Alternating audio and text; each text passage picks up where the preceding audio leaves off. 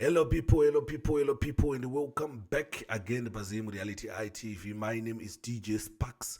Tiripana papa tunoyana nyaya dzakasiyana-siyana dzinenge dzichiitika munyika yeZimbabwe dzinenge dzichiitika mativi mana ose enyika yeZimbabwe. Nyaya ndine panapa ndiye murume akaiswa microphone arapo. Anova murume akutaura kuti iye anonyengwa nemadzimai, vakadzi vevanhu vanouya vachimupa mari, right now andofamba nemota, ari kutosimuka nekuda kwekusoftwa nemadzimai evanhu. So now pane mumwe mukadzi atone nhumbu right now, but murume wachada kudzoka saka ma1 uyezve akutya because vamwe varume vakufungira kuti ari kudya vakadzi vavo. Saka ndiri nyaya panapa ati munzwa ichatsotsanangura kubata mushonga, zvemushonga kuti mushonga wakapinda papi, waya kusazvida zvakafamba sese data explain. But before asati explainer, kachinge first time kusvika panapo usina subscribe, please do subscribe. Kana usina follow, please follow us. Then imwe nyaya iri very important ndekuti ndauya neAbsolute Wetlands inova timu inoita zvekudhirila mabhoho nekuma-install. Ndofamba muri kuona pazasi apa pari kufamba maservices ese avanoita, then pane namba dzavo ipapo. Saka kana uchinge uchida kudhirila bhoho, batana mazvikokota ava ndikutaura nezvavavo, zvinhu zvako zvinofamba zvakanaka ende unodhirwa bhoho zvakanaka. But for now rega tichimbonzwe nyaya yacho, timbonzwe kuti watagwani. Thank you. What is your problem, my brother? Vetinzwe nyaya yamukoma. Inini ndogara South Africa ende ndikudana nevakadzi vevanhu chete vasikana handanani navo. Even ari musikana ari single handanani naye, ndingopfimba vakadzi vevanhu chete. Taurisai. Sometimes ndo vanotondipfimba vakadzi vevanhu vacho. Mukoma vari kuti dambudziko randiuyisa kuno nderekunyanya kudiwa nevakadzi vevanhu. Ndo dambudziko randiuyisa kuno. Vanenge vachiita zvokuita sei? Hazvitongoita zvingorinomawo like muchingofamba wotobona wongokumbira nhamba dzako wongomupa then ozokutextira kuti haiwo ndakufarira so. Mukoma vari kuti anotouya okutiti ndakufarira iwewe. Saka regai tinzi kuti imi mukoma pavakadzi vevanhu apa chazonyatsoita kuti muuye vanga vanyanyowanda kusvika papi, vavangani? Handivazivi kuti vangani, but nyaya iri kunyanya kunetsa izvizvi. Pano namba makangano handaumbozvicalculate hangu, but pane amwe ari Vandarika 5. Vamadana navo vakadzi vavo. ya vanogona kudarika, but so far pane one ane nyaya iri serious pakuti ari pregnant ende murume wacho hapo, murume wacho akuda kuya mazasoenda kuti nyaya yacho yakurisa. vari kuti yakunyanyonetsa ndeyekuti kune hwane wacho umwe mukadzi wavakadanana naye apregnant apa murume akuda kuuya. Saka mukoma vanhu ava vanenge vachitobhadhara yeka kuti ndimunovabhadhara. Ndo vanotondipa mari ini. Hanzi ndo vanotondipa mari, saka vanotokupai mari yakatowanda zvekutoti munoto Vana ava vachinibvunza unoita, but ndongoti ndiri hasila ndogona kuwana mari after 5 years, but ndoiwana yakawanda ndogona kuchengeta. So vanotondipa mari yekutotenga kana mota, kana even ndakabva kutotenga imwe mota izvi, ndakaita accident ndikatenga imwe mota nemari dzavakazi. saka muri kuti makatotenga mota nemari yenyaya idzi? Ndakaita accident same week ndabva ndatenga imwe mota. Nemari yevakadzi vevanhu.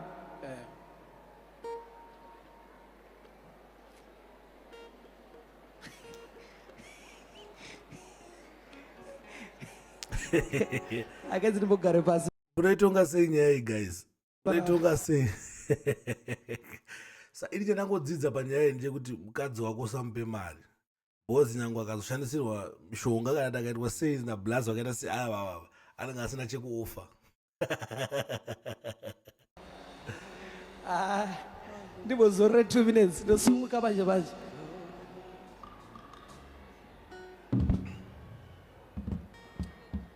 So our brother here is saying he's attracted to older women, married women, and the married women, they are attracted to him.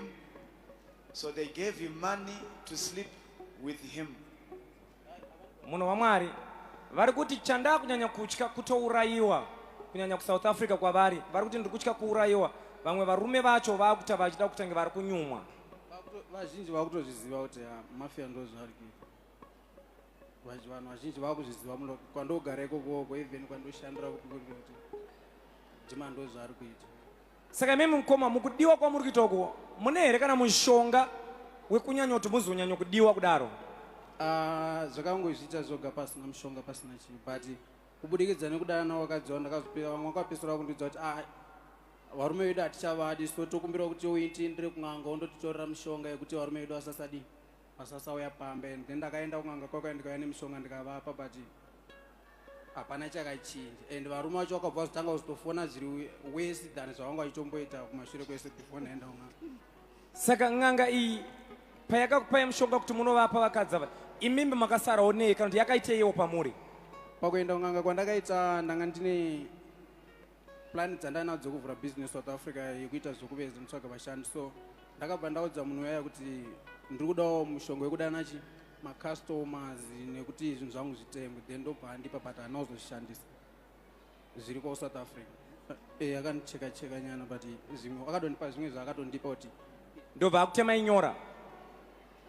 dzonzi nyora handizivi, but akambondicheka kufesi nechireza.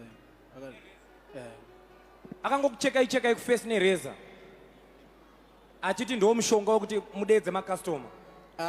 Pakucheka kufesi ndanchiti ndamuudza kuti handidi kuti machinda iwayo nyange akazvinzwa ndudana vakadzi vavo vaite something. Saka yanga iri plan yekuti nyange vakazvinzwa pavanouya kwandiri vachida kutaura neni apa ndisina kana fee, so but ndaandichingovhunduka futi still. Saka pamakauya kuno kuZimbabwe mukoma, zvinhu zvakada kudaro zvokuti munotoita kuti approachwa nevakadzi vevanhu zvakatomboda kuitika here munomu? Yeah, Deira ndasvika. Deira masvika, saka mune muita zvokuita sei kunoko? Ndotogara mumba ndikusai, ndotogara nditori mumba nditofamba. Kutongogara mumba chete kutotiza nyaya idzodzodzo? Ndoona sometimes chingwe even nyamwe ndichifamba pano ndichifamba ndotovaona maitsa vanenge vachiita vachitondifara kuti zvoda kudaro futi apa ndiri kuZimbabwe. Chimbodiscussawo neneighbor yako nyaya iri kutaurwa kunoko.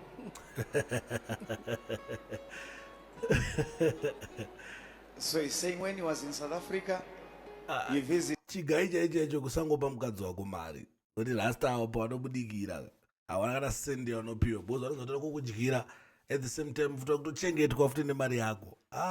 Guys havazodyike mari yese by two zviya zvese.